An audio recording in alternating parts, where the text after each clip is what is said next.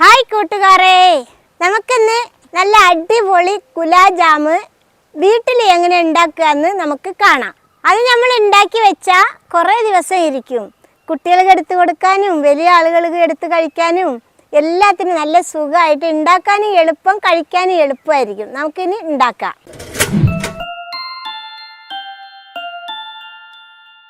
ഇനി നമുക്ക് ആദ്യം അതിന് വേണ്ട പഞ്ചസാര നമുക്കൊന്ന് നല്ലപോലെ ഉരുക്കി വെക്കാം. ഞാൻ അതിന് വേണ്ടി ഒരു ചീനിച്ചട്ടി അടുപ്പത്ത് വെക്കുകയാണ്. അതിലേക്ക് നമുക്ക് 1.5 കപ്പ് പഞ്ചസാരയാണ് ഞാനിതിൽ ഇടുന്നത്. നമുക്കിനി ഇതിലേക്ക് 1.5 കപ്പ് വെള്ളം ഒഴിച്ചു കൊടുക്കാം. 1.5 കപ്പ് വെള്ളം നമുക്ക് കത്തിച്ചിട്ട് ഇനി ഇളക്കി കൊടുത്ത് നന്നായിട്ട് പഞ്ചസാര നമുക്കൊന്ന് ഉരുക്കി കൊടുക്കാം കേട്ടോ. ഉരുക്കിയെടുക്കാം.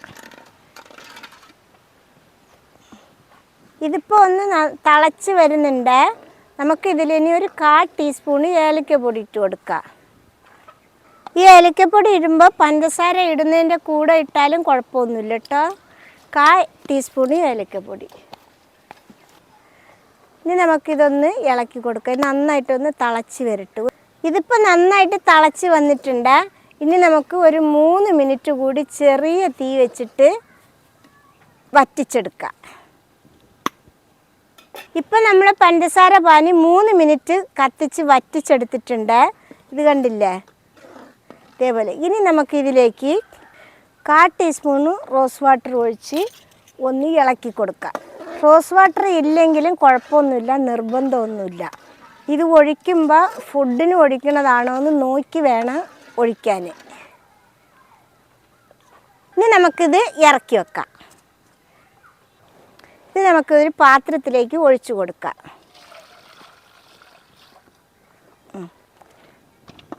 അതവിടെ ഇരിക്കട്ടെ.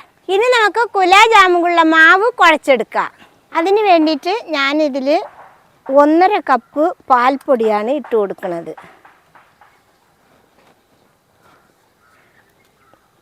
പിന്നെ അതിൻ്റെ കൂടെ 1/2 കപ്പ് മൈദപ്പൊടി ഇട്ട് കൊടുക്കുകയാണ്.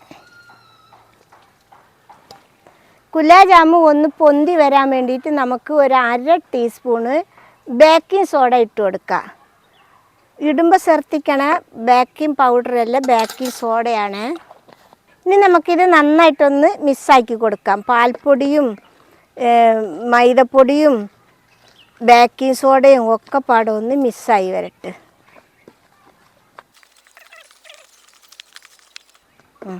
ഇനി ഇത് എല്ലാം നന്നായിട്ട് 3 സാധനങ്ങളും മിക്സായിട്ടുണ്ട്. പാൽപ്പൊടി, മൈദപ്പൊടി, ബേക്കിംഗ് സോഡ. ഇനി നമുക്കിതിലേക്ക് പാൽ ഒഴിച്ച് കൊടുക്കാം. ആദ്യം 1 ടേബിൾ സ്പൂണ് പാലൊഴിച്ച് കൊടുക്കാം. എന്നിട്ട് നമുക്കിതൊന്ന് മിക്സാക്കാം.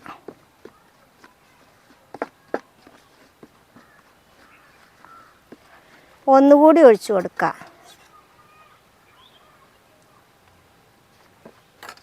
അതും നന്നായിട്ട് മിക്സാക്കി കൊടുക്കുക. 1 ടേബിൾ സ്പൂണ് പാലും കൂടി ഒഴിച്ചു കൊടുക്കുക. അപ്പം മൊത്തം 5 ടേബിൾ സ്പൂണ് പാലാണ് ഞാനിതിൽ ഒഴിച്ചു കൊടുത്തിട്ടുള്ളത്.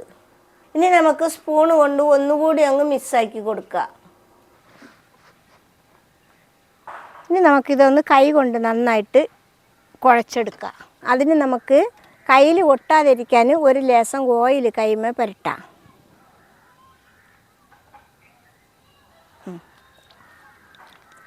ഇനി നമുക്ക് കുഴച്ചെടുക്കാം. ഇത് പൊറോട്ടയ്ക്കോ ചപ്പാത്തിക്കോ പരത്തുന്ന പോലെ കുഴക്കണ പോലെ വല്ലാതെ കുഴക്കണ്ട, ഒന്ന് യോജിപ്പിച്ചെടുത്താൽ മതി കേട്ടോ.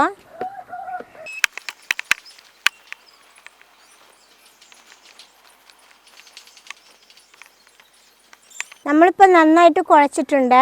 ഇനി നമുക്കിതിൽ നിന്ന് ഒരു ചെറിയ ഉരുള എടുക്കാം.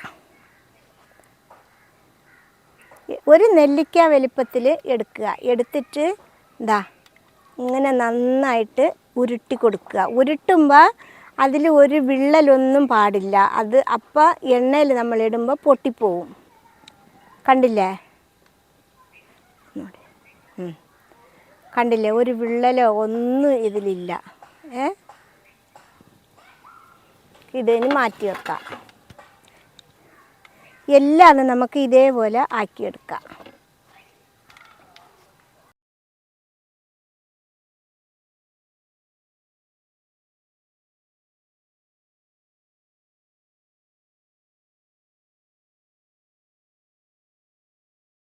അങ്ങനെ നമ്മൾ എല്ലാതും ഉരുട്ടിയെടുത്തിട്ടുണ്ട്. ഇതിൽ വിള്ളലോ കീറലോ ഒന്നും ഇല്ലാതെ വേണം ഉരുട്ടിയെടുക്കാൻ. ഇതിൽ എനിക്കിപ്പോൾ 35 ഗുലാബ് ജാമ് കിട്ടിയിട്ടുണ്ട്. ഞാനിതിന് 5 ടേബിൾ സ്പൂൺ പാലാണ് കുഴയ്ക്കാൻ ഒഴിച്ചിട്ടുള്ളത്. നമ്മളിത് ഉരുട്ടിയെടുത്തതിന് ശേഷം ഒരുപാട് നേരം വെക്കാൻ പാടില്ല, ഉടനെ പൊരിച്ചെടുക്കണം. അതില്ലെങ്കിൽ ഈ ഉരുളയിളക പൊള്ളിപ്പോവും, വിണ്ടു പൊട്ടും. അതുകൊണ്ടാണ് വെക്കാൻ പാടില്ല പറഞ്ഞത്. ഇനി നമുക്കിത് ഇട്ട് കൊടുക്കാം. എണ്ണ വല്ലാതെ തിളയ്ക്കരുത്, ചൂടായി വരുമ്പോൾ ഇട്ട് കൊടുക്കുക. ഇനി ഒന്നൊന്നായിട്ട് ഇങ്ങനെ ഇട്ട് കൊടുക്കുക. ഓ, ചട്ടി കയറി നിർത്തി. ഇത് നമുക്ക് ആവുന്നതിൻ്റെ മുന്നേ തന്നെ ഒന്ന് മറിച്ചിട്ട് കൊടുക്കാം. പാൽപ്പൊടി ആയ കാരണം വേഗം കരിയാനുള്ള സാധ്യത ഉണ്ട്. ഒന്നിങ്ങനെ ഇളക്കി കൊടുക്കുക. അപ്പം എല്ലാ വശത്തും ഒന്നുപോലെ വെന്തോളും. ചെറിയ തീയെ വെക്കാൻ പാടുള്ള, മീഡിയം ലെവലിൽ വെക്കുക, അല്ലെങ്കിൽ ഒക്കെ കരിഞ്ഞു പോവും. പാൽപ്പൊടി ആയ കാരണമാണ് കേട്ടോ. കണ്ട, നമ്മൾ ഇട്ടതിനേക്കാളും 1 ഇരട്ടിയും കൂടി ഇത് വീർത്ത് വന്ന് കണ്ടില്ലേ. നമുക്കിനി ഇതൊരു ഗോൾഡൻ ബ്രൗൺ കളറാവുമ്പോൾ നമുക്കിത് എടുക്കാം.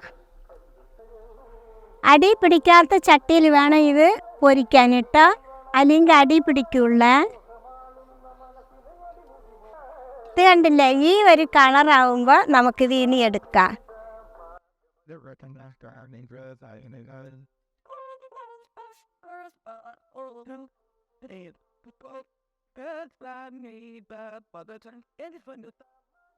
ഇനി ഇത് നമുക്ക് നമ്മൾ ഉണ്ടാക്കി വെച്ച പഞ്ചസാര പാനിയിൽ തന്നെ ഇട്ട് കൊടുക്കാം. ചൂടോടെ തന്നെ ഇട്ട് കൊടുക്കണേ. ബാക്കിയുള്ളത് നമുക്ക് അതേപോലെ ഇട്ട് കൊടുക്കാം.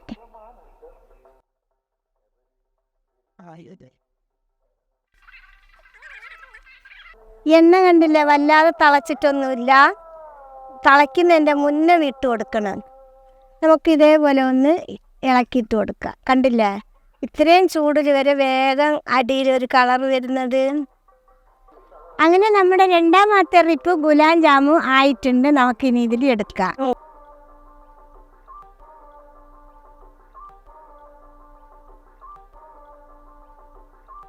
ഇട്ടുകൂടി ഇതിൽ ഇട്ട് കൊടുക്കാം. അതിന് നമ്മുടെ ഗുലാബ് ജാമു എല്ലാം പൊരിച്ച് നമ്മുടെ പഞ്ചസാര പാനിയിൽ ഇട്ടിട്ടുണ്ട്. ഇത് 1 മണിക്കൂർ കഴിയുമ്പോൾ കുറച്ചൊക്കെ ഉള്ളിൽ പിടിക്കും. ഒരു ദിവസം ഫുള്ള് ഇരിക്കുമ്പോഴാണ് ഇത് നല്ല നമ്മൾ കടയിൽ നിന്നൊക്കെ വാങ്ങുന്ന പോലത്തെ ഗുലാബ് ജാമാവും. ഇനി നമുക്കിത് 1 മണിക്കൂർ കഴിഞ്ഞിട്ട് നോക്കാം.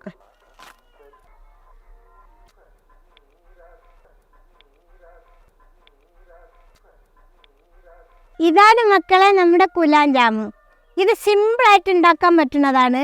ഇത് ഉണ്ടാക്കിയാൽ നമ്മൾ കടയിൽ വാങ്ങുന്നതിനേക്കാളും രുചികരമായിട്ടും നല്ല ടേസ്റ്റായിട്ടും കഴിക്കാൻ പറ്റുന്നതാണ്. ഒരു ദിവസം പഞ്ചസാര പാനിയിൽ ഇട്ട് വെക്കണം, എന്നിട്ട് വേണം ഇത് എടുക്കാൻ. ഇത് എല്ലാവരും ഉണ്ടാക്കണം. ഇഷ്ടപ്പെട്ടാൽ സബ്സ്ക്രൈബ് ചെയ്യുക, ലൈക്ക് ചെയ്യുക, കമൻറ്റ് ചെയ്യുക, ഷെയർ ചെയ്യുക. മക്കളെ ഫോളോ ചെയ്യും കൂടി മറക്കരുത് കേട്ടോ.